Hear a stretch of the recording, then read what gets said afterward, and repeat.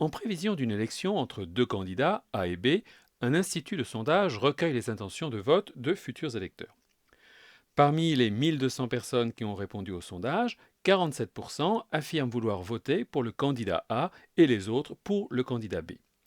Compte tenu du profil des candidats, l'institut de sondage estime que 10% des personnes déclarant vouloir voter pour le candidat A ne disent pas la vérité et votent en réalité pour le candidat B, tandis que 20% des personnes déclarant vouloir voter pour le candidat B ne disent pas la vérité et votent en réalité pour le candidat A. On choisit au hasard une personne ayant répondu au sondage et on note A. L'événement, la personne interrogée affirme vouloir voter pour le candidat A. B. L'événement, la personne interrogée affirme vouloir voter pour le candidat B. Et V. L'événement, la personne interrogée dit la vérité. Question. Construire un arbre de probabilité traduisant la situation. Commençons par un rappel.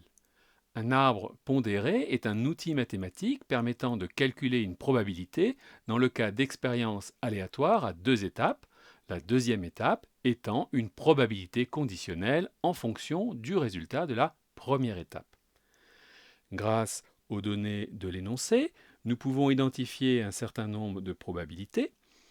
Il est possible d'identifier les probabilités suivantes. P de A égale 0,47. P de V bar sachant A est égal à 0,10 et P de V bar sachant B est égal à 0,20. Pour compléter l'arbre, on calcule les probabilités des événements contraires. Rappel, soit M un événement, on note alors M bar l'événement contraire. Alors, P de M plus P de M bar égale 1. On peut en déduire P de B qui est égal à 1 moins P de A qui est égal à 0,53.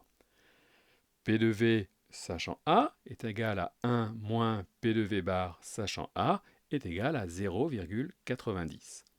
P de V sachant B est égal à 1 moins P de V bar sachant B est égal à 0,80. D'où l'arbre de probabilité suivant. Donc que l'on remplit avec chacune des probabilités qu'on a identifiées.